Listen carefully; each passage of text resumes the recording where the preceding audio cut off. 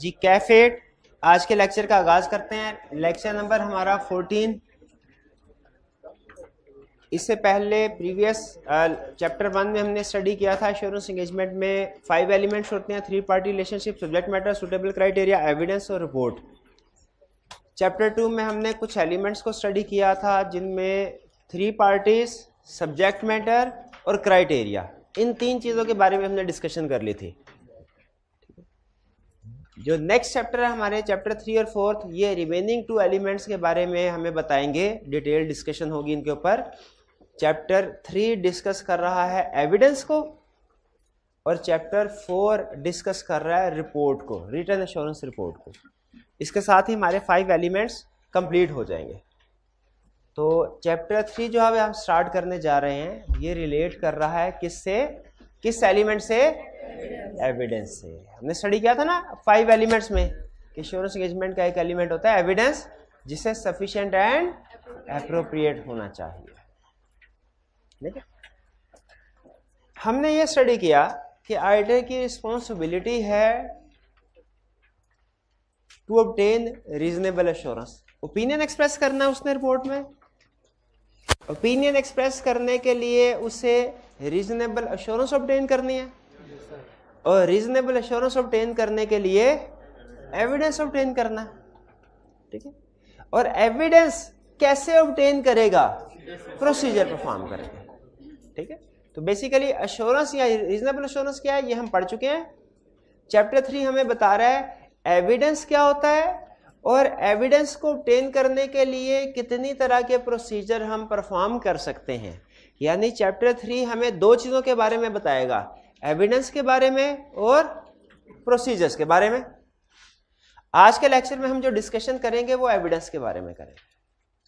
ठीक है, सबसे पहले एविडेंस की डेफिनेशन। एविडेंस क्या है? कहते हैं evidence is the information used by auditor in arriving at conclusion on which auditors opinion is based. यानी इसका मतलब क्या हुआ?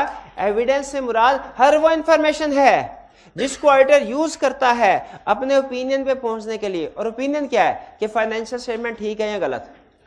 इस नतीजे पे पहुंचने के लिए कि फाइनेंशियल स्टेटमेंट ठीक है या गलत, ऑडिटर जो भी इंफॉर्मेशन इकट्ठी करता है उसे क्या कहते हैं? एविडेंस। जैसे जज है जो इसने इस नतीजे पे पहुंचना है कि ये मुलजिम जो है इसने जुर्म किया है कि नहीं किया, इस नतीजे पे पहुंचने के लिए जज जो भी इंफॉर्मेशन यूज करता है, ठीक है, जो सबूत होते हैं, जो गवाहों के बयान होते हैं, उसको क्या कहते हैं? उसको कहते हैं एविडेंस।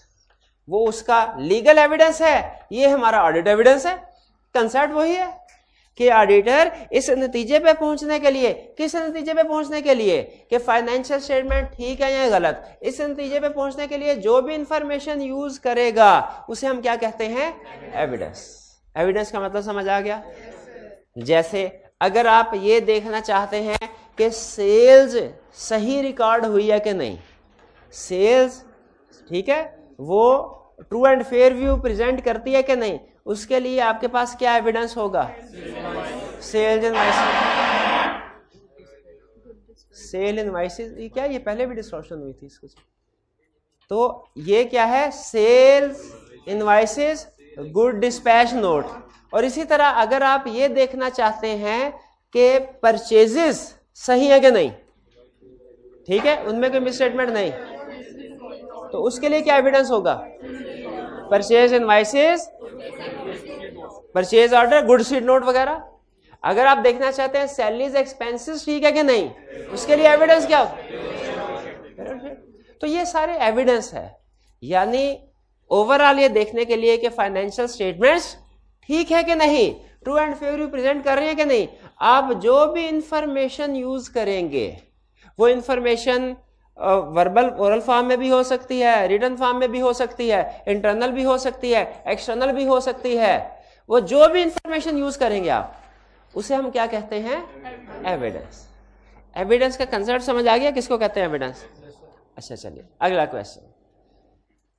मुझे ये बताइए कि अगर आप सेल्स को वेरीफाई कर रहे हैं और सेल्स की ट्रांजैक्शंस रिकॉर्ड हुई हैं 1 लाख, फर्ज कीजिए 1 लाख ट्रांजैक्शन है, आपने उसमें से 10 ट्रांजैक्शन चेक कर ली जो ठीक थी, क्या आप ये कह सकते हैं कि सैंपल बेसिस पे मैं इस नतीजे पे पहुंचा हूं कि सेल्स ठीक है? क्योंकि मैंने 1 लाख में से 10 ट्रांजैक्शन चेक की हैं और वो ठीक है। क्या आपको लगता है कि 1 लाख ट्रांजैक्शन ठीक है? 1 लाख है तो 1 लाख तो चेक नहीं करेंगे, लेकिन इसका ये मतलब भी नहीं है कि 10 ही चेक कर लें, सिर्फ 10 ही चेक कर लें, ठीक है? वो इतनी तो अमाउंट होनी चाहिए कि एक रीजनेबल फिगर को कवर कर सके। तो अगर फर्ज कीजिए कि 1 लाख इनवाइसेस हैं या 1 लाख रुपए की इनवाइसेस हैं, आप उसमें से सिर्फ 10 रुपए की इनवाइसेस चेक करते हैं, एविडेंस है, ये नहीं कि एविडेंस नहीं है, एविडेंस है। क्या आप समझते हैं कि ये एविडेंस सफिशिएंट है किसी नतीजे पे पहुंचने के लिए? ये एविडेंस सफिशिएंट नहीं है नतीजे पे पहुंचने के लिए। इसका मतलब है एविडेंस 100% होना जरूरी नहीं है, कंक्लूसिव होना जरूरी नहीं है, लेकिन उसका रीजनेबल होना तो जरूरी है ना, वो रीजनेबल क्वांटिटी में हो। तो इसका मतलब है एविडेंस का सफिशिएंट होना जरूरी है। सफिशिएंट का ताल्लुक किससे है? क्वांटिटी से। इसी तरह एविडेंस का एप्रोप्रिएट होना भी जरूरी है। एप्रोप्रिएट का ताल्लुक किससे है? क्वालिटी से। जैसे फर्ज कीजिए कि मैंने सेल्स को वेरीफाई करते हुए सेल्स इनवाइस को चेक नहीं किया, गुड्स डिस्पैच नोट को चेक नहीं किया, लेकिन मैंने 10,000 दफा सीएफओ से पूछ लिया क्या सेल्स ठीक हैं? उसने 10,000 दफा कहा सेल्स ठीक हैं। फिर मैंने 6,000 दफा मैनेजर अकाउंट से पूछा सेल्स ठीक हैं। फिर मैंने 3,000 दफा सेल्स स्टाफ से पूछा ठीक है, सब ने कहा ठीक है। मुझे बताइए सफिशिएंट तो है ना? हजारों की तादाद में मैं एविडेंस इकट्ठा कर रहा हूं, सफिशिएंट तो है, क्या एप्रोप्रिएट है? एप्रोप्रिएट नहीं है। इसमें मोर एप्रोप्रिएट एविडेंस क्या हो सकता था? रिटर्न फॉर्म में मैं चीजें चेक कर रहा होता, ठीक है? तो एग्री आप करते हैं कि एविडेंस को क्या होना चाहिए? सफिशिएंट कि एप्रोप्रिएट? दोनों होने चाहिए। तो evidence must be sufficient and appropriate. इसका मतलब है क्वांटिटी भी और क्वालिटी भी, दोनों चीजें होनी चाहिए एविडेंस में। और ये वो चीज थी जो हमने पढ़ी थी चैप्टर 1 के एलिमेंट्स ऑफ एश्योरेंस एंगेजमेंट में। Evidence should be sufficient and appropriate. Clear हो गया? चलिए, सफिशिएंट और एप्रोप्रिएट का मतलब तो हमें समझ आ गया, लेकिन यहाँ पे अब अगला क्वेश्चन आता है। अगला क्वेश्चन क्या आता है यहाँ पे कि हमें कैसे पता चलेगा कि कितना एविडेंस सफिशिएंट है? जैसे हमारा एक क्लाइंट है, उसमें सेल्स की ट्रांजैक्शंस हैं फर्ज कीजिए 1000। अब हमें ये तो पता है इनहेरेंट लिमिटेशन से, हमने ये तो सीख लिया हुआ है कि सारी की सारी ट्रांजैक्शंस को हमने चेक, अगर 1000 ट्रांजैक्शन है सारी की सारी चेक नहीं करनी, सैंपल बेस पे काम करना है। सैंपल बेस पे काम करने का मतलब 1000 से कम ट्रांजैक्शन चेक करनी है, ये तो हमें पता है। लेकिन कितनी ट्रांजैक्शन चेक करनी है?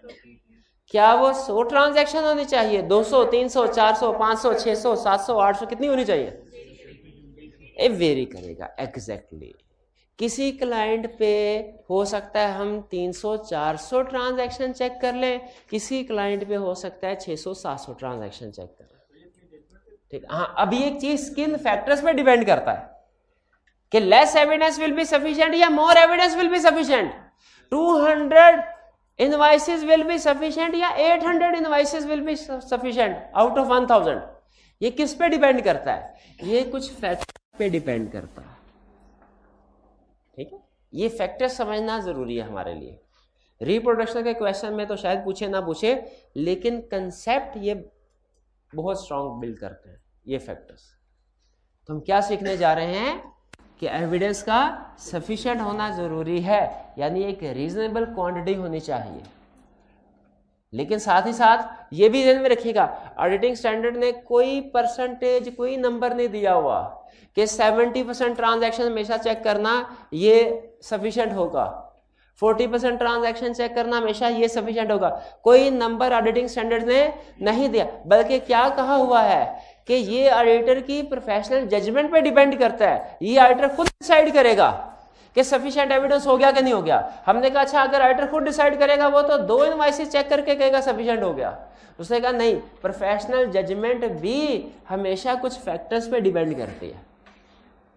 तो ये देखा जाएगा इन फैक्टर्स की रोशनी में अगर ऑडिटर ने डिसीजन किया है तो फिर उसकी जजमेंट ठीक मानी जाएगी, वरना नहीं। क्लियर हुआ यहां तक जी? हाइब्रिड क्लास में अगर आवाज बिल्कुल ठीक आ रही है बगैर डिस्टॉर्शन के तो हाथ उठा दीजिए। चले बस ठीक है। अगर डिस्टॉर्शन फील हो रही है तो फिर हाथ उठा दे, अगर डिस्टॉर्शन फील हो रही है, नहीं हो रही शाबाश। आगे चलते हैं।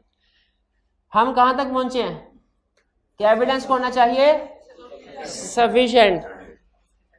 सफिशिएंट के फैक्टर्स एक लाइन पे प्रैक्टिकली जब आप जाया करेंगे ना उसमें आपको कम काम करना पड़ेगा। 100 में से 20 ट्रांजैक्शन चेक की, सीनियर कहेगा बस रोक दो, एविडेंस सफिशिएंट हो गया। दूसरे क्लाइंट पे सीनियर कहेगा 60 चेक करो। आप पूछेंगे सर कहीं पे कम कहीं पे ज्यादा, ये माजरा क्या है? तो सीनियर कहेगा हमने कुछ फैक्टर्स देख के डिसाइड करना होता है। वो फैक्टर्स क्या है? सबसे पहले रिस्क। जिस क्लाइंट में रिस्क ज्यादा हो वहां पे मोर एविडेंस विल बी सफिशिएंट। आपने मोर एविडेंस ऑब्टेन करना है जिसमें रिस्क ज्यादा हो। इसका मतलब है प्रीवियस क्लाइंट पे जिस पे आपने 20% चेकिंग की थी वहां पे रिस्क कम था, जहां पे 60% कर रहे हैं रिस्क ज्यादा। तो अगर रिस्क ज्यादा है तो मोर एविडेंस विल बी सफिशिएंट, ज्यादा एविडेंस ऑब्टेन करना है। दूसरा मटीरियलिटी एंड कम्प्लेक्सिटी, अलग-अलग समझते हैं। मटीरियलिटी ठीक है एंड कम्प्लेक्सिटी। अगर इंफॉर्मेशन ज्यादा, मटेरियल का मतलब पता है ऑडिट में किसको कहते हैं? अहम, बड़ी वाली चीज जो अहम हो। अगर एरियाज जिनको आप वेरीफाई कर रहे हैं वो मटेरियल हैं, वो बड़े हैं, जैसे नॉर्मली सेल्स का एरिया वो बड़ी अमाउंट का होता है, रिपेयर एक्सपेंसेस का एरिया निस्बतन छोटी अमाउंट का होता है, तो बताइए कहां पे ज्यादा एविडेंस विल बी सफिशिएंट? क्योंकि वो हाईली मटेरियल है। ठीक है, और जो कम मटेरियल है उसमें कम एविडेंस। ठीक है, ये मटेरियलिटी समझ आ गया। कम्प्लेक्सिटी, जो एरिया ज्यादा मुश्किल है उस पर ज्यादा प्रोसीजर, जो एरिया कम कम्प्लेक्स है कम प्रोसीजर।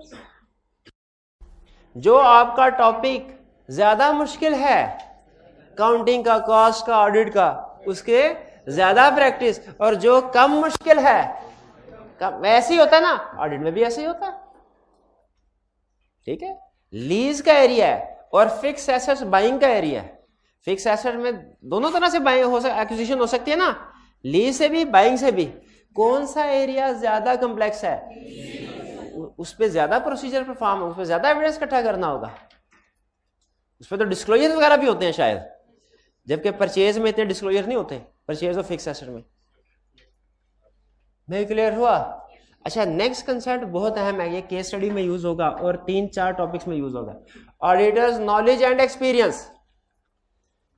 कि अगर ऑडिटर का नॉलेज है, एक्सपीरियंस है किसी क्लाइंट के बारे में, किसी एरिया के बारे में, तो बताइए। अच्छा मुझे एक बात बताइए, एक है रिपीटर, एक है फ्रेश स्टूडेंट जो सब्जेक्ट पढ़ रहा है, लॉजिकली जवाब देना है, कौन ज्यादा मेहनत करता है? फ्रेश वाला। और जो रिपीट कर रहा है वो उसको पता है कि ऑलरेडी मेरे पास नॉलेज है, मैं तो सिर्फ उसको रिफ्रेश, वो इतना नहीं करता कि ऑलरेडी नॉलेज मेरे पास अगर 70% है भी तो मैं उसको बढ़ा के 90% पे ले जाऊं। वो कहता है नहीं 70% पे कई स्टूडेंट मैंने देखे हैं पास हो जाते हैं, इतना काफी है। पिछली दफा भी 7% पेपर मुश्किल आ गया था, इस दफा पेपर आसान आएगा। ठीक है, तो ज्यादा, तो उसी तरह मुझे बताइए, एक ऑडिटर वो है, एक केस वो है कि पिछले साल का ऑडिट किसी और ने किया था, इस साल का ऑडिट हम कर रहे हैं। एक केस ये है। दूसरा केस है पिछले साल का ऑडिट भी हमने किया था, इस साल का ऑडिट भी हम कर रहे हैं। बताइए दोनों में से किस में हमें ज्यादा एविडेंस इकट्ठा करना पड़ेगा? पहले वाले में, जिसमें पिछले साल का ऑडिट किसी और ने किया था, इस साल का ऑडिट हम कर रहे हैं। जब कभी याद रखिए पिछले साल का ऑडिट किसी और ने किया हो, इस साल क्लाइंट का ऑडिट हम कर रहे हैं, भाई ऑडिटर चेंज हो सकता है ना, इसे कहते हैं इनिशियल ऑडिट। इनिशियल ऑडिट का मतलब पहला फर्स्ट ऑडिट नहीं है। इनिशियल ऑडिट का मतलब है पिछले साल किसी और ने ऑडिट किया, इस साल हम ऑडिट कर रहे हैं। और अगर पिछले साल भी ऑडिट हमने किया हो, इस साल भी ऑडिट हम कर रहे हैं, इसे कहते हैं रिकरिंग ऑडिट। रिकर मतलब अकर होना, दोबारा अकर होना, रिकरिंग ऑडिट। तो बताइए इनिशियल ऑडिट में ऑडिटर का नॉलेज एंड एक्सपीरियंस ज्यादा है कि रिकरिंग ऑडिट में? रिकरिंग ऑडिट में ऑडिटर का नॉलेज एंड एक्सपीरियंस ज्यादा है, ठीक है, क्योंकि पिछले साल भी उसने एविडेंस लिया हुआ है। तो बताइए इनिशियल ऑडिट में, यानी जब ऑडिटर का नॉलेज एंड एक्सपीरियंस नहीं है, more evidence will be sufficient या less? More evidence will be sufficient. और रिकरिंग ऑडिट में less evidence will be sufficient. क्यों रिकरिंग ऑडिट में लेस एविडेंस? क्यों? क्योंकि बहुत सा नॉलेज पिछले साल से भी आएगा। बहुत सी बातें हमें क्लाइंट को यह पूछने की जरूरत नहीं है आपका बैंक अकाउंट किन किन बैंक्स में आपने अकाउंट मेंटेन किए हुए हैं, आपके ऑफिस किस किस जगह पे हैं, ठीक है, आपका ऑर्गेनाइजेशन चार्ट क्या है, ठीक है, आपके डायरेक्टर्स की लिस्ट क्या है, सीएफओ सीईओ की पोजीशन पे कौन है, उनकी क्वालिफिकेशन, ये सारी चीजें पूछने की जरूरत नहीं है। बल्कि क्लाइंट पहले ही पता है, क्लाइंट से जाके सिर्फ एक सवाल पूछते हैं, सर जी पिछले साल की निस्बत इस साल कोई चेंज हुआ है तो बता दें। वो कहते हैं कोई चेंज नहीं। हम कहते हैं बस वो जो पिछले साल 4 दिनों में काम किया था वो एक क्वेरी में पूरा हो गया, और अगर चेंज हुआ है तो उसके बारे में पूछ लेंगे। तो बहरहाल एग्री करते हैं ना कि जब हम दोबारा ऑडिट कर रहे हो, यानी पिछले साल भी ऑडिट किया और अब इस साल भी ऑडिट कर रहे हैं, तो हमें बहुत सा नॉलेज चूंकि ऑलरेडी होगा, तो हमें less procedure less evidence obtain करना होगा। तो यह है ऑडिटर नॉलेज एंड एक्सपीरियंस। अगर है ऑडिटर का नॉलेज एंड एक्सपीरियंस तो less evidence will be sufficient, नहीं है तो मोर एविडेंस विल बी सफिशिएंट। आगे चलते हैं, क्वालिटी ऑफ एविडेंस। अगर एविडेंस अच्छी क्वालिटी का है तो कम से भी चलेगा, और अगर लो क्वालिटी का है ज्यादा। अच्छा ये वैसे मेरे ख्याल में इधर की बजाय ना इधर आना चाहिए था क्वालिटी का, लेकिन बाहर आ इधर फिट किया, हम भी कर रहे हैं। ये भी बहुत अहम कंसेप्ट है, ये भी मल्टीपल टॉपिक्स में यूज होता है। Strength of internal control. अगर इंटरनल कंट्रोल स्ट्रांग है, less evidence will be sufficient, और अगर इंटरनल कंट्रोल वीक है, चले तो पता चल गया। तो अब मुझे बताइए, एक क्लाइंट है, उस पे आपके सीनियर ने कहा कि सिर्फ 25% प्रोसीजर परफॉर्म करना है। बताइए उस क्लाइंट में क्या क्या कैरेक्टरिस्टिक्स होंगी? उसका रिस्क कम होगा, कम मटेरियल होगा, सिंपल होंगे ऑपरेशन उसके, ऑलरेडी हमारे पास नॉलेज एंड एक्सपीरियंस होगा, हाई क्वालिटी का एविडेंस होगा हमारे पास, इंटरनल कंट्रोल स्ट्रांग होंगे। क्लियर? ये हो गया सफिशिएंट। अब एप्रोप्रिएट। एप्रोप्रिएट, ये एप्रोप्रिएट भी होना चाहिए। एप्रोप्रिएट का ताल्लुक किससे? क्वालिटी। सफिशिएंट मतलब कितना एविडेंस, एप्रोप्रिएट मतलब कैसा एविडेंस। कैसा एविडेंस? तो एविडेंस को सफिशिएंट भी होना चाहिए, एप्रोप्रिएट भी होना चाहिए। कहता है sufficiency is a measure of quantity of evidence and appropriateness is a measure of quality of evidence. Quality of evidence, quality का ताल्लुक किससे है? क्वालिटी का ताल्लुक है रेलिवेंस से, रिलायबिलिटी से। रेलिवेंस से, रिलायबिलिटी से, ठीक है। जैसे अगर एग्जाम में आप पास होना चाहते हैं, एविडेंस लेना चाहते हैं, अश्योरेंस लेना चाहते हैं एग्जाम में पास होना, तो उसमें एक तो आपके पास एविडेंस सफिशिएंट होना चाहिए, यानी आपको मेहनत करनी है, आपको हर रोज कम से कम 2 घंटे ऑडिट पढ़ना है। और फिर दूसरा, अब पढ़ना साथ में एविडेंस एप्रोप्रिएट भी होना चाहिए, यानी आपने 2 घंटे ऑडिट पढ़ना है, लेकिन कौन से वाला ऑडिट? जो हमारे सिलेबस से रेलिवेंट है, जो कंसेप्ट आईकैब की बुक में है, जो पाकिस्तान के चार्टर्ड अकाउंटेंट्स के सिलेबस में शामिल है, जो इंडिया के चार्टर्ड अकाउंटेंट्स के सिलेबस में शामिल है, वो पढ़ने चाहिए। क्या वो हमारे लिए रेलिवेंट है? अगर आप मेहनत करते तो हैं, लेकिन इंडिया के ऑडिट का सिलेबस कवर करते हैं, सफिशिएंसी है बहुत, लेकिन बताइए क्या रेलिवेंस है? नहीं है, वो हमारे से रेलिवेंट ही नहीं है। उनके सिलेबस के कंसेप्ट डिफरेंट है, पूछने का स्टाइल डिफरेंट है, तो वो हम कहेंगे अप्रोप्रिएट नहीं है। क्यों अप्रोप्रिएट नहीं है? रेलिवेंस नहीं है। और दूसरा रिलायबिलिटी। रिलायबिलिटी, आपने फर्ज कीजिए कि आपने कहा अच्छा आई कैप की बुक कर ले, ठीक है, इसके बजाय कोई नोट्स कर। अब देखिए मैं प्रोफेशनली एग्जांपल दे रहा हूं, इसको आपने प्रोफेशनल एग्जांपल के तौर पे लेना है। आपने कहा कोई नोट्स वगैरह मिल जाए, आसानी के साथ उसको याद कर लें। आपके पास दो ऑप्शंस हैं। पहली ऑप्शन, एक ऐसे टीचर के नोट्स आप ले लें जो 10-12 साल से पढ़ा रहा है। दूसरी ऑप्शन, एक ऐसे टीचर के जिसने अभी रिसेंटली प्रोफेशन को ज्वाइन किया है। देखें, हो सकता है दोनों ठीक हो सकता है दोनों फारग हो सकता है जो जूनियर है वो ज्यादा कॉम्पिटेंट हो, उसे 12 साल वाले, बाजू का 20 साल वाले भी फारग हो सकता है, सारी पॉसिबिलिटी। लेकिन ऑन एवरेज बताइए आपके ख्याल में कौन सा ज्यादा रिलायबल होगा? एक्सपीरियंस वाला वो ज्यादा रिलायबल है। इसीलिए जो हम एविडेंस, हमें भी एविडेंस ना डिफरेंट सोर्सेज से मिलता है। जैसे एक ही सब्जेक्ट के ऊपर डिफरेंट टीचर्स के नोट्स अवेलेबल हैं, उसी तरह एक ही एरिया का हमें डिफरेंट सोर्सेज से एविडेंस मिलता है। कभी इनसाइड द ऑर्गेनाइजेशन, कभी आउटसाइड द ऑर्गेनाइजेशन, कभी वर्बल फॉर्म में, कभी रिटन फॉर्म में, कभी ओरिजिनल फॉर्म में, कभी फोटोकॉपी फॉर्म में। डिफरेंट सोर्सेज से एविडेंस मिलेगा। हमने किस सोर्स की तरफ जाना है? जो ज्यादा रिलायबल होगा। अगर आपका एविडेंस सफिशिएंट है लेकिन वो रिलायबल सोर्स से नहीं है तो उसको कोई नहीं मानेगा। ठीक है, एग्री करते हैं कि हमारा एविडेंस सफिशिएंट तो होना चाहिए ही चाहिए, साथ ही साथ रेलिवेंट भी होना चाहिए, साथ ही साथ रिलायबल सोर्स से भी आना चाहिए। रिलायबिलिटी का मतलब यही है कि सोर्स रिलायबल हो, ऑथेंटिक हो। अब हमें बता रहा है, अब मैं वैसे तो असूली पहले रेलिवेंट और फिर रिलायबल मुझे पढ़ाना चाहिए, लेकिन मैं एग्जाम के क्वेश्चन को सामने रख के जो वो ज्यादा पूछता है उसको पहले पढ़ा रहा हूं। ज्यादा क्या पूछता है? रिलायबिलिटी। कैसे पता चलेगा कौन सा एविडेंस रिलायबल है कौन सा नहीं? कहता है जो एविडेंस ओरिजिनल है, original evidence is more reliable than photocopy. आपने कहा सीएफओ से सर जो एम्प्लॉइज आए हैं हमें जरा उनका आप अपॉइंटमेंट लेटर दिखाइए।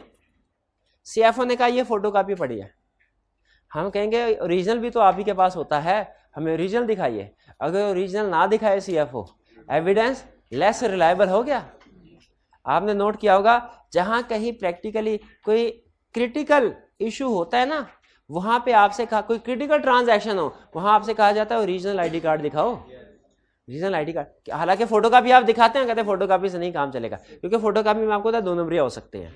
ओरिजिनल एविडेंस वैसे ओरिजिनल में भी हो सकती हैं, लेकिन बहरहाल फिर भी original is more reliable than photocopy.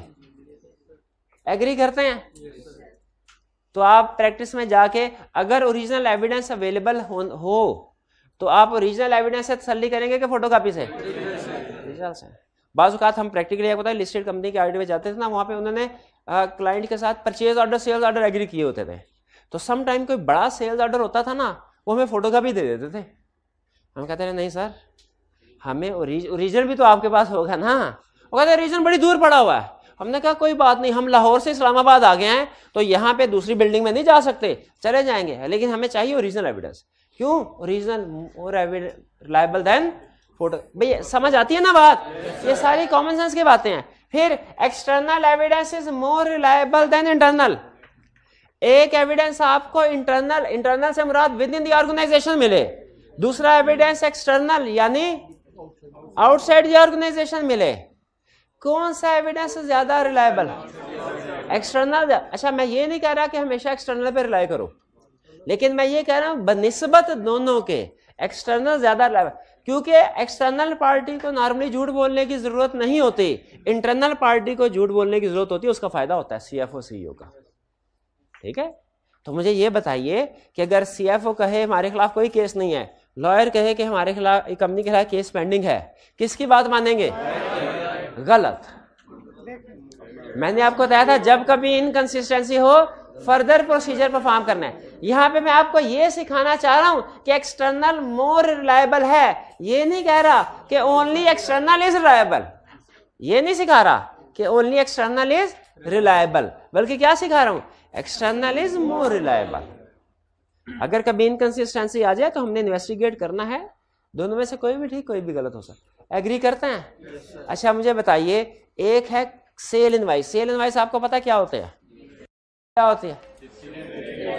हाँ, सेल कर रहे। सेल इनवाइस कौन बनाता है? कंपनी के बाहर का बंदा। एक होते हैं कंफर्मेशन लेटर, जो डेटर्स को सेंड करता है। कौन सेंड करता है? ऑडिटर। और हाइब्रिड क्लास में जो पहले बेंच पे बच्चे बैठे हैं, इनमें से बताएं कोई, ये कैप वाले भाई बताएं मुझे, ये बताइए कि एक एविडेंस है कंफर्मेशन लेटर, एक है सेल इनवाइस, दोनों में से कौन सा ज्यादा रिलायबल है और क्यों? Confirmation letter is more reliable. क्यों? क्यों? क्योंकि ये एक्सटर्नल सोर्स है, तो external is more reliable than. Agree करते हैं? आगे चलें। Documentary evidence is more reliable than verbal evidence. Documentary लिखत पढ़त में बात वो ज्यादा रिलायबल है कि जो जुबानी कलामी हो?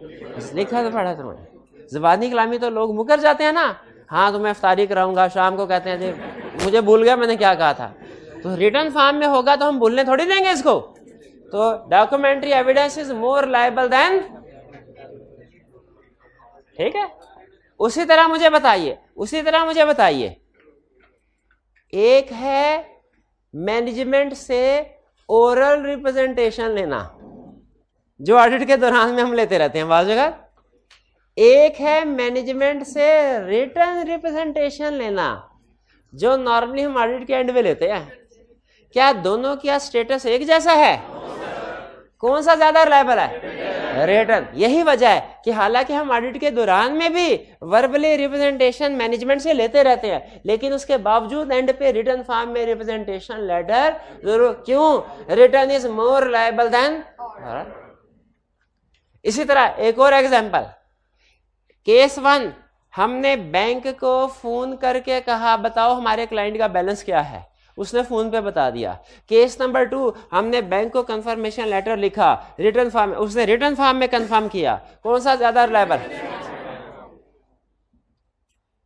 क्लियर? ठीक है। डॉक्यूमेंट्री मींस रिटर्न फॉर्म में, documentary evidence is more reliable then oral evidence. फिर इसके बाद directly evidence obtained directly is more reliable than evidence obtained indirectly. कभी आप इफ्तारी से थोड़ी देर पहले समोसे वाले के पास गए हो और उससे पूछा हो ये वाला समोसा कितने का है, तो उसने आपसे पूछा, आपको कहा हो और तुम्हारे लिए फ्री, तुमने हाथ लगा लिया ना, उठा के ले जाओ इसको। अब हैं ऐसे क्यों? अब ये उसके काम का नहीं रहा समोसा।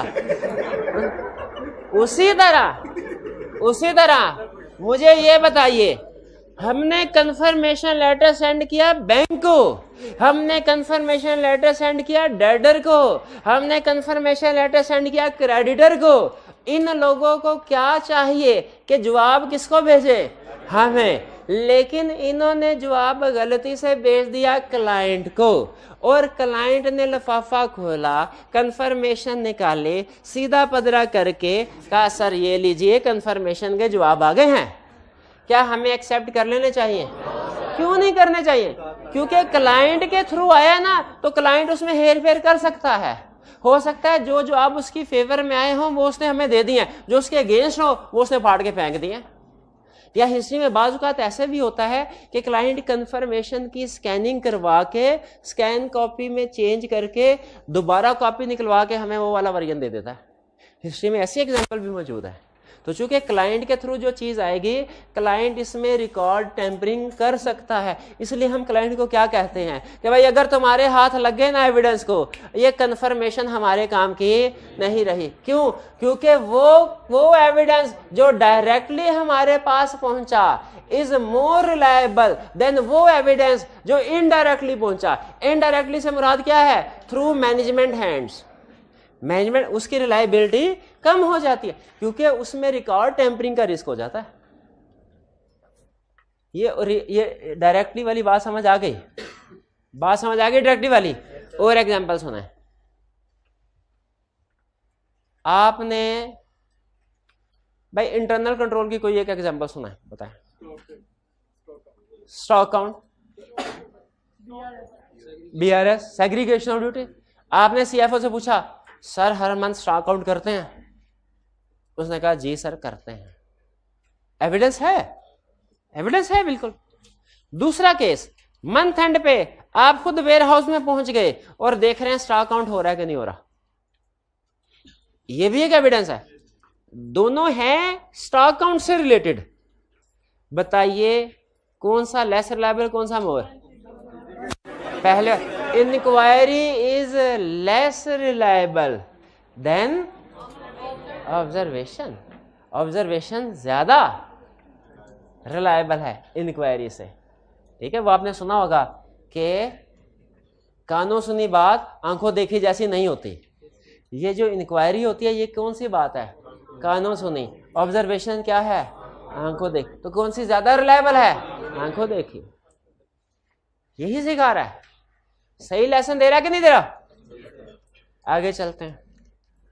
कंट्रोल्स, अगर इंटरनल कंट्रोल स्ट्रांग होंगे तो उनसे जो एविडेंस प्रोड्यूस हो रहा है वो भी मोर रिलायबल होगा। और अगर इंटरनल कंट्रोल्स वीक हैं तो उनसे जो एविडेंस प्रोड्यूस हो रहा है वो भी लेस रिलायबल होगा। सिंपल समझ आ रहा है ना? अब ये कंट्रोल्स क्या होते हैं?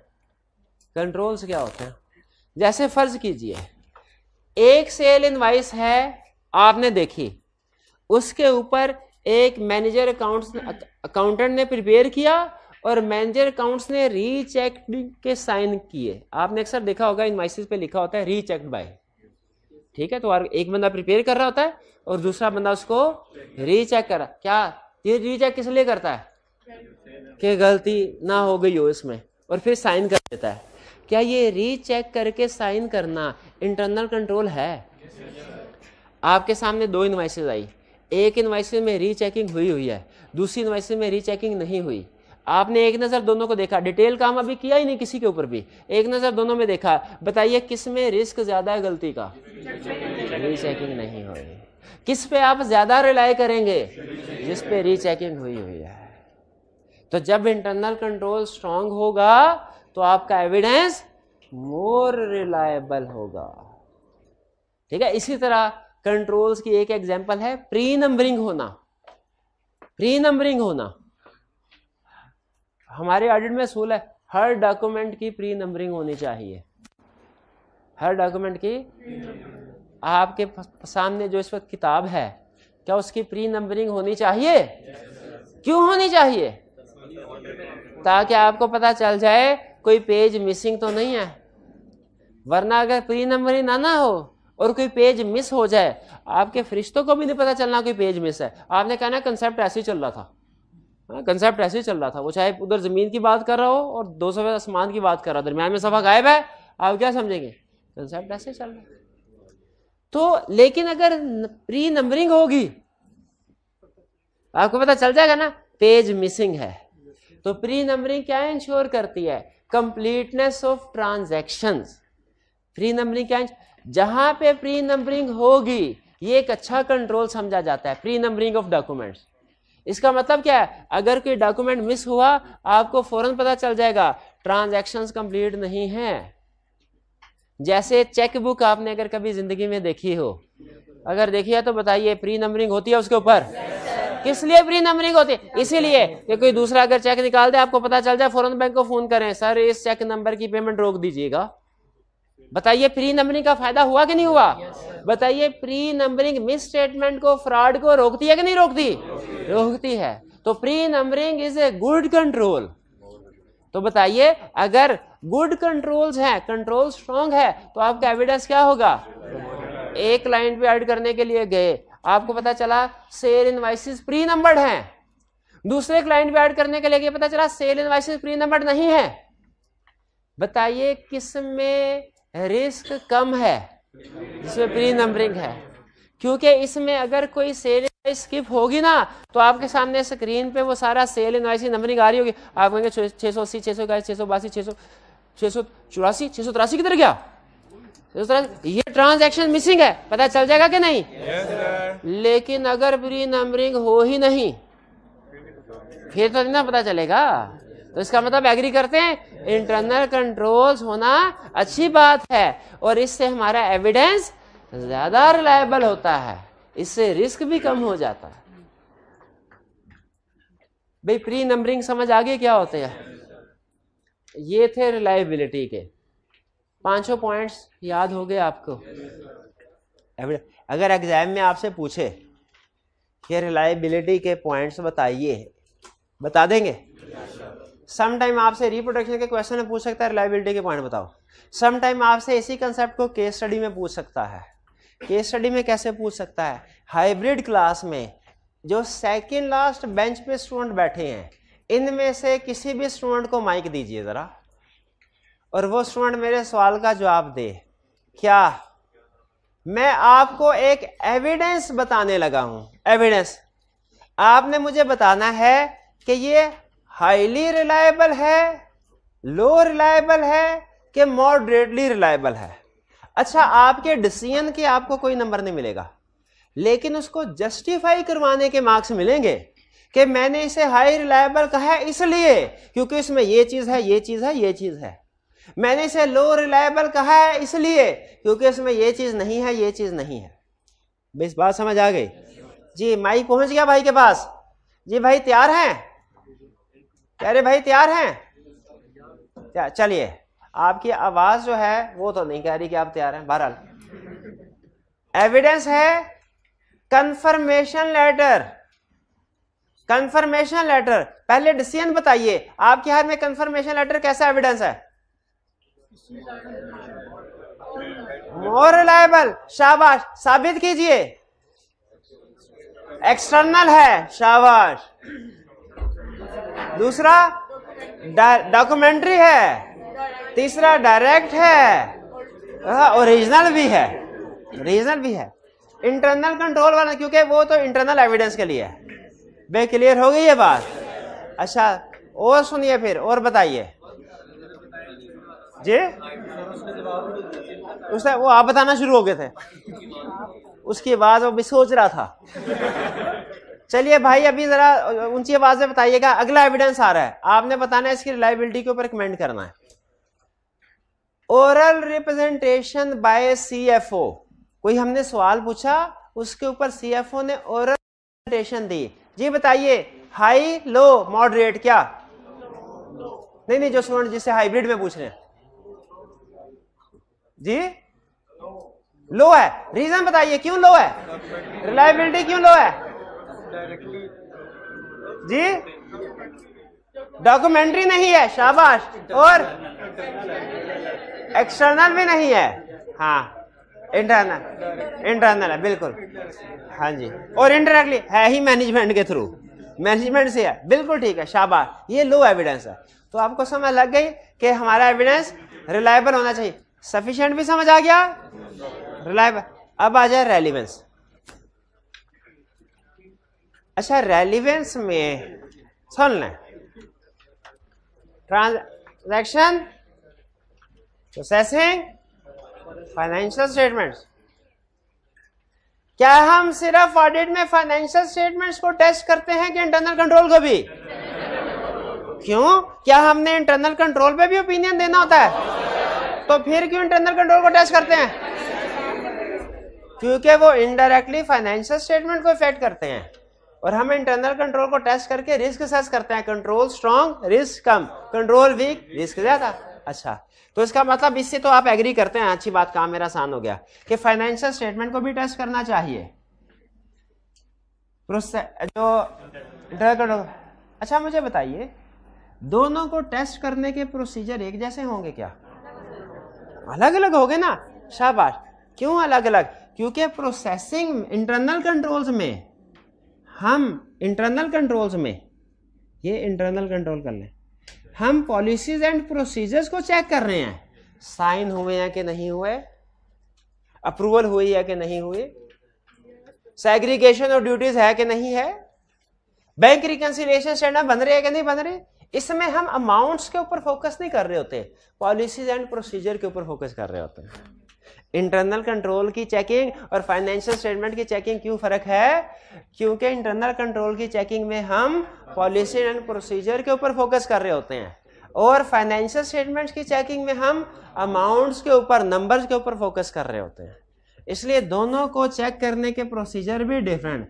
इसीलिए अगर आप फाइनेंशियल स्टेटमेंट्स को टेस्ट करना चाहते हैं, चेक करना चाहते हैं, तो जो आपके लिए रेलिवेंट प्रोसीजर होंगे, इसके लिए, इसको चेक करने के लिए रेलिवेंट प्रोसीजर कोई और है, इसको चेक करने के लिए रेलिवेंट प्रोसीजर कोई और है।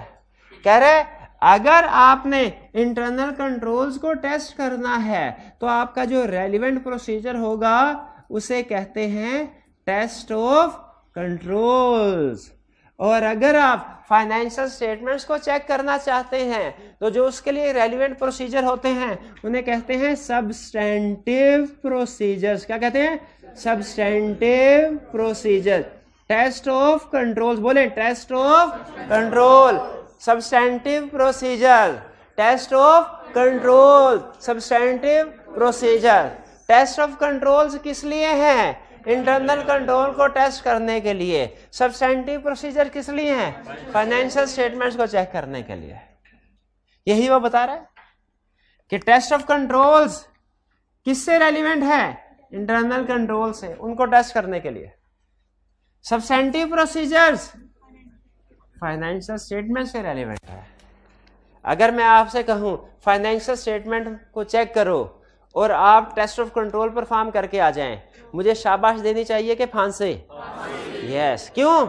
रेलिवेंट प्रोसीजर परफॉर्म नहीं किया। ऐसे प्रोसीजर का कोई फायदा नहीं है, चाहे सारी रात काम करते रहे हैं, ऐसे प्रोसीजर का कोई फायदा नहीं है, क्योंकि ये रेलिवेंट नहीं है। क्लियर हुआ? अच्छा, अब टेस्ट ऑफ कंट्रोल के लिए रेलिवेंट प्रोसीजर कुछ हो रहा है, फाइनेंशियल स्टेटमेंट के लिए रेलिवेंट प्रोसीजर कुछ हो रहा है। ये एग्री करते हैं? कंसेप्ट को एक स्टेप आगे लेके जाएं। फाइनेंशियल स्टेटमेंट्स के अंदर भी, फाइनेंशियल स्टेटमेंट्स के अंदर भी कुछ एरियाज को वेरीफाई करने के लिए प्रोसीजर डिफरेंट है और कुछ दूसरे चीजों को वेरीफाई करने के लिए प्रोसीजर डिफरेंट। एक चीज को वेरीफाई करना हो उसका रेलिवेंट प्रोसीजर कुछ और होगा, और दूसरी चीज को वेरीफाई करना हो उसका रेलिवेंट प्रोसीजर कुछ और होगा। जैसे कि एग्जाम्पल समझ, मुझे ये बताइए क्लाइंट, अच्छा बताइए एग्जाम्पल, सेल इनकम स्टेटमेंट की दूं कि बैलेंस शीट की दूं? हाँ, दोनों की। शाबाश। अच्छा चले, पहले किसकी, फिर इनकम स्टेटमेंट, बैलेंस शीट। चले, आप इतना इसरार कर रहे हैं तो पहले बैलेंस शीट की एग्जाम्पल ले रहे हैं। क्लाइंट की बैलेंस शीट में फिक्स एसेट्स, व्हीकल्स को चेक करना है आपने। मुझे बताइए, इसको व्हीकल्स को चेक करने के लिए व्हीकल को फिजिकली देखना चाहिए एग्जिस्ट कर रहा है कि नहीं, और इसकी टाइटल डॉक्यूमेंट्स भी देखनी चाहिए कि क्लाइंट के नाम पे है। दोनों चीजें देखनी चाहिए, पक्की बात है। चला के ठीक है। जब हम फिजिकली एसेट को देखते हैं ना, तो इसको ऑडिट की लैंग्वेज में कहते हैं आप एग्जिस्टेंस चेक कर रहे हैं। आपका मकसद क्या चेक करना? एग्जिस्टेंस। और अगर आप ये देख रहे हो कि क्लाइंट के नाम पे है कि नहीं, तो आप ऑडिट की लैंग्वेज से कहते हैं आप चेक कर रहे हो राइट्स एंड ऑब्लिगेशन, कि क्लाइंट का इसके ऊपर लीगल राइट है कि नहीं। और आपने कहा एग्जिस्टेंस भी चेक करनी चाहिए, यानी एसेट मौजूद है कि नहीं, और राइट्स एंड ऑब्लिगेशन भी चेक करना चाहिए कि क्लाइंट का है कि नहीं, दोनों चीजें चेक करनी चाहिए। अच्छा, अब आपने प्रोसीजर गौर से सुनना है और मुझे बताना है प्रोसीजर ठीक है कि गलत। ठीक है, मेरे सीनियर ने मुझे कहा जाओ एग्जिस्टेंस ऑफ व्हीकल्स चेक करके आओ। क्या चेक करके आओ? अच्छा, आप देखें, ये व्हीकल एक एरिया है ना, व्हीकल एक एरिया है, व्हीकल एक एरिया है, व्हीकल क्या है? एक एरिया। इस एरिया को वेरीफाई करने के लिए डिफरेंट चीजें चेक करते हैं हम। आपने कहा सर एग्जिस्टेंस भी चेक होनी चाहिए, मैंने कहा ठीक है होनी चाहिए। फिर आपने कहा राइट्स एंड ओब्लिगेशन भी चेक होने चाहिए, मैंने कहा वो भी चेक होने चाहिए। इसमें ओब्लिगेशन का वर्ड अगर आपको फिलहाल थोड़ा चुभ रहा है तो कोई मसला नहीं है, सिर्फ राइट्स को जहन में रख लें। ठीक है, असल में वो बैलेंस शीट में चूंकि लाइबिलिटीज भी होती हैं तो राइट्स के साथ ओब्लिगेशन भी है। आपने कहा एग्जिस्टेंस को चेक करना चाहिए, मैंने कहा ठीक है। आपने कहा राइट्स एंड ओब्लिगेशन को चेक, मैंने कहा ठीक है। फिर आपने कहा चला के भी देखना चाहिए, चला के भी देखना चाहिए, मैंने कहा ये भी ठीक है। अच्छा, मुझे बताइए अगर मैंने ये देखना है कि व्हीकल्स ठीक हैं कि नहीं, तो मुझे ये सारी चीजें भी चेक करनी चाहिए, चेक करनी चाहिए कि नहीं चेक करनी चाहिए? एग्जिस्टेंस है कि नहीं, क्लाइंट का राइट है कि नहीं, गाड़ी ठीक है कि नहीं, चल रही है कि नहीं, चलती का नाम गाड़ी ना, चला के देखेंगे चलेगी तो और भी चीजें देख लेनी चाहिए भाई, देखनी चाहिए कि नहीं। असल में ना जब हम व्हीकल्स को वेरीफाई करते हैं ना, तो असल में व्हीकल की ये चीजें वेरीफाई करते हैं। जब ये सारी चीजें व्हीकल के कंपोनेंट्स कह लें, जब ये वेरीफाई हो जाते हैं, व्हीकल ऑटोमेटिकली वेरीफाई हो जाती है, व्हीकल ये ऑटोमेटिकली वेरीफाई हो जाते हैं। इन कंपोनेंट्स को कहते हैं असर्शंस। असर्शंस का मतलब है किसी एक एरिया के स्पेसिफिक छोटे छोटे कंपोनेंट्स जिनको आप चेक करेंगे। जैसे आपसे कहा जाए अगर आप मेडिकल, अब मैं बस अन्य मिसाल बना रहा हूँ, आपने मिसाल का ऑपरेशन नहीं करना, सिर्फ कंसेप्ट समझना है। मैं भाई से पूछूं आप मेडिकल के आप दुनिया के सबसे बड़े डॉक्टर हैं, आप बताइए एक जानदार की क्या पहचान है? ये निशानियां बताएंगे, वो सांस लेता हो, वो खाता पीता हो, वो चलता फिरता हो। ठीक है, तो मैंने अगर ये साबित करना है कि ये इंसान है, तो ये सारे टेस्ट इसके ऊपर अप्लाई करके ट्रू साबित करने पड़ेंगे कि नहीं? जब ये सारे टेस्ट इसके ऊपर साबित हो जाए, इसका मतलब क्या हो गया? ये इंसान है। उसी तरह लेकिन ये सोया रहता है, चलता फिरता नहीं है, तो ये इंसान नहीं, जिंदा लाश है। हर वो स्टूडेंट जो क्लास में आके सो जाता है वो इंसान नहीं है, वो क्या है? जिंदा लाश है, क्योंकि वो इंसान के जो ये भाईजान ने हमें क्राइटेरिया उसमें पूरा नहीं उतर। उसी तरह मुझे बताइए व्हीकल्स हैं, हमारे सीनियर ने हमें बताया कि व्हीकल्स तब ठीक होगी, व्हीकल्स का एरिया तब वेरीफाइड समझा जाएगा जब आपकी एग्जिस्टेंस भी चेक करोगे, जब आप इसके राइट्स ऑब्लिगेशन भी चेक करोगे, जब और चीजें जो आगे चल के पढ़ेंगे हम, वैल्यूएशन एलोकेशन भी चेक करोगे, जब इसके डिस्क्लोजर भी चेक करोगे, ये सारी चीजें देखोगे, सारी चीजें ठीक साबित हो गई, मतलब व्हीकल्स ठीक है। तो ये जो छोटी छोटी निशानियां हैं, कंपोनेंट्स हैं, इनको हम क्या कहते हैं? असर्शंस। तो याद रखिएगा, एक सेंटेंस बोलने लगोगे, सेंटेंस समझ आ गया ना, तो मेरी सारी डिस्कशन पार हो गई। सेंटेंस क्या है? हमने फाइनेंशियल स्टेटमेंट को वेरीफाई करना है। फाइनेंशियल स्टेटमेंट्स के अंदर डिफरेंट एरियाज हैं, हर एरिया को वेरीफाई करना है। एग्रीड? ये आधी बात है। आगे सुने, एक एरिया को वेरीफाई करने के लिए डिफरेंट असर्शंस हैं, हमने हर असर्शन को वेरीफाई करना है। ये बात समझ आई कि नहीं आई?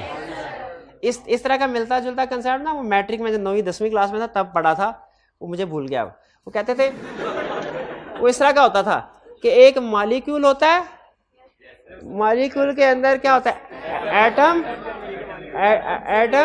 एटम के अंदर नीचे क्या होता है? सब न्यूट्रॉन प्रोटॉन, इसी तरह की चीजें होती थी। हाँ, न्यूट्रॉन प्रोटॉन, ठीक है वही। तो जब आपने मॉलिक्यूल को वेरीफाई करना है फाइनेंशियल स्टेट मॉलिक्यूल को वेरीफाई करना है, इसका मतलब है वो जितने एटम से मिलके बना है सबको वेरीफाई करना है। और जब किसी एटम को वेरीफाई करना है उसके अंदर जो न्यूट्रॉन, प्रोटॉन, इलेक्ट्रॉन जो भी हैं उनको वेरीफाई करना है। एग्जैक्टली यही कंसेप्ट, बहुत अहम कंसेप्ट है, इसको सारी जिंदगी याद रखना है। जब कभी हमने, एक है ओवरऑल फाइनेंशियल स्टेटमेंट, अगर आपने ओवरऑल फाइनेंशियल स्टेटमेंट को वेरीफाई करना है तो उसके अंदर जितने भी एरियाज हैं उन सबको वेरीफाई करना है। और जब किसी भी एक एरिया को वेरीफाई करना है उसके अंदर जितनी भी असर्शंस हैं उनको वेरीफाई करना है। अब आप मेरे से सवाल पूछें जो यहां पे पूछना बनता है, जो यहां पे पूछना बनता है, जो यहां, जी शाबाश, के एरिया के अंदर असर्शन कौन कौन सी होती है? सर हमें ये तो पता है फाइनेंशियल स्टेटमेंट के अंदर, फाइनेंशियल स्टेटमेंट क्या होती है पता है? फाइनेंशियल स्टेटमेंट के अंदर सेल्स है, परचेज है, डेटर्स है, क्रेडिटर्स है, इक्विटी है, कैपिटल है, अक्रूड एक्सपेंसेस, लायबिलिटीज वगैरह, वो हमें पता है। फाइनेंशियल स्टेटमेंट्स के अंदर एरिया कितने हैं वो हमें नहीं पता है, लेकिन एक एरिया के अंदर असर्शंस कितनी हैं और वो 6 असर्शन कौन कौन सी हैं ये आपको नहीं पता। पूछे सर बताएं कि कितनी असर्शन है, कौन कौन सी हैं, वो अभी नहीं बताना वरना कंसेप्ट मुश्किल हो जाएगा, कंसेप्ट मुश्किल हो जाएगा। हाँ 2 तो ये, शाबाश शाबाश, भाई ने कहा सर 2 तो ये हो गई, बिल्कुल ठीक है, लेकिन अभी नहीं मैंने बताने, कंसेप्ट मुश्किल हो जाएगा। अभी आसान रखना है कंसेप्ट, लेकिन ये ज़हन में रखिएगा, एरिया को वेरीफाई, फाइनेंशियल स्टेटमेंट को वेरीफाई करने के लिए एरिया वेरीफाई करने पड़ेंगे और एरिया को वेरीफाई करने के लिए असर्शन को वेरीफाई करना पड़ेगा। अब असर्शन का मतलब समझ आ गया क्या है? समझ आ गया, बिल्कुल ठीक है। अच्छा आगे चलते हैं। आप हम थे रेलिवेंस के ऊपर, सीनियर ने कहा मुझे एग्जिस्टेंस वेरीफाई करके आओ। मैंने कहा ठीक है सर, थोड़ी देर बाद वापस आ गया, सीनियर ने कहा हाँ भाई वेरिफिकेशन कर रहा हूं। मैंने कहा यस सर। मैं क्लाइंट के पास गया, मैंने कहा जितने भी व्हीकल्स हैं उनके टाइटल डॉक्यूमेंट्स मुझे दिखाओ।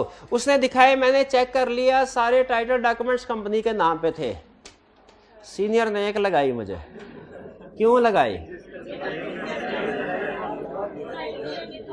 क्योंकि ये प्रोसीजर इस असर्शन से रेलिवेंट नहीं है।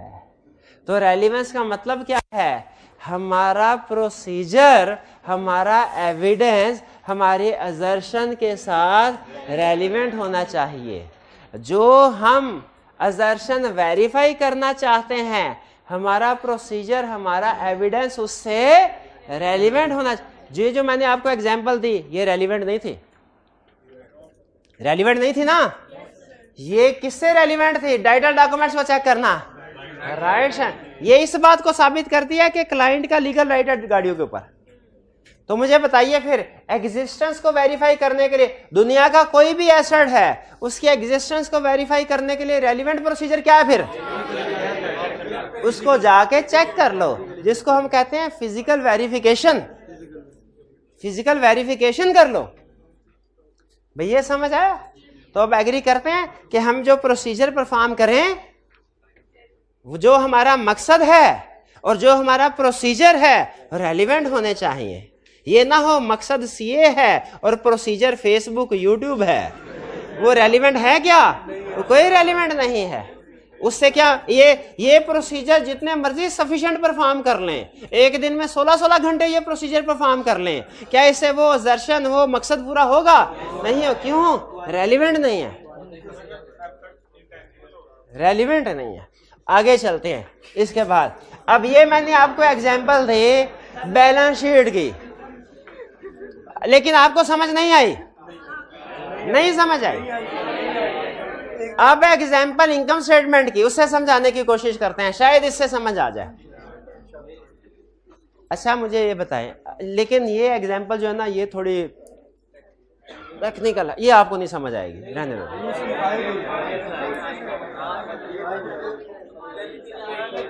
अच्छा अभी देखते हैं समझ आती है कि नहीं। फिर ये भाई को समझ आ गई ना अगर, तो इसका मतलब सारी क्लास को समझ आ गई।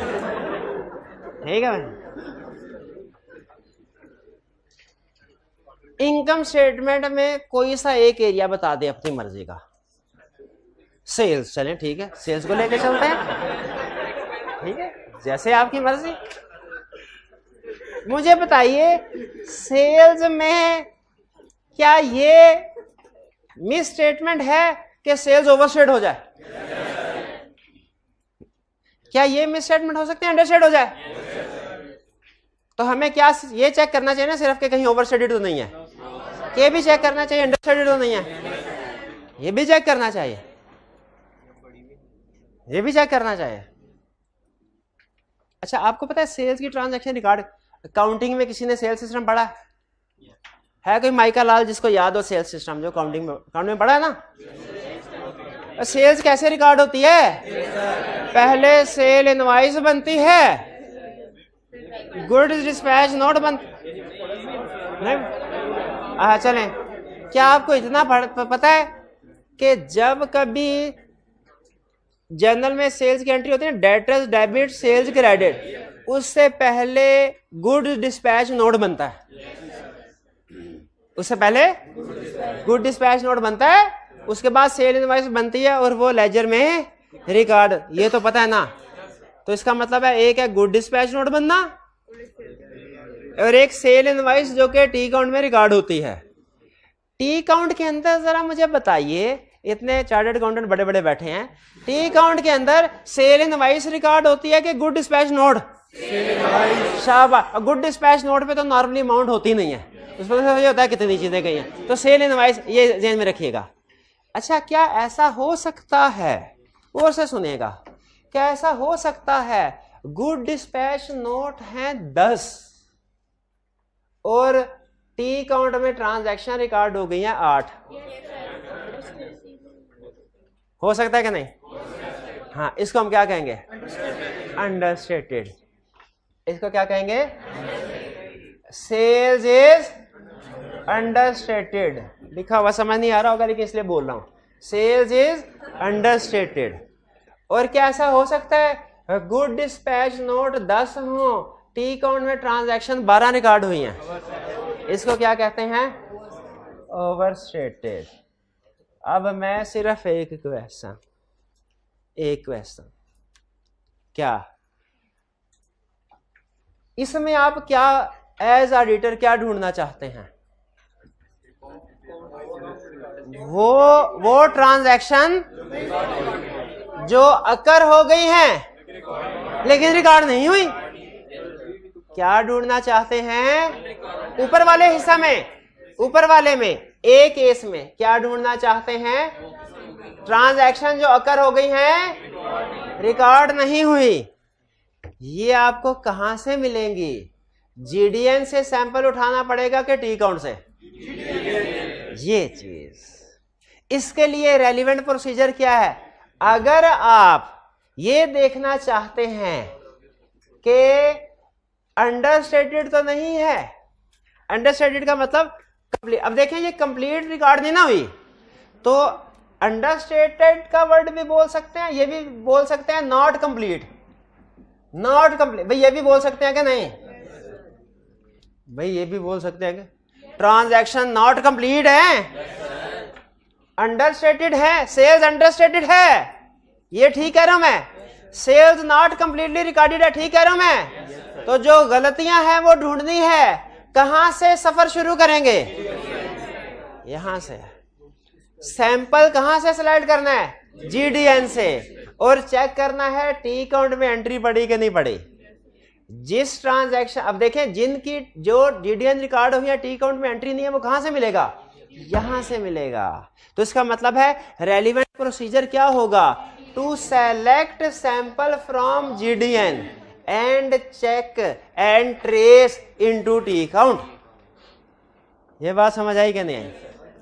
और अगर केस नहीं समझ आई, अगली एग्जांपल, अगर सिचुएशन ये है जीडीएन है 10 और टी काउंट में ट्रांजैक्शन है 12, इसका मतलब क्या है?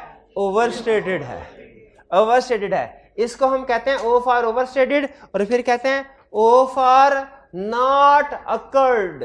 ओ for O means occurred, O for overstatement, O for occurred, occurred, not आप एग्री करते हैं कि इस नीचे वाले केस में कुछ ट्रांजैक्शन है जो अकर नहीं हुई, रिकॉर्ड हो गई हैं, जो अकर नहीं हुई रिकॉर्ड हो गई हैं।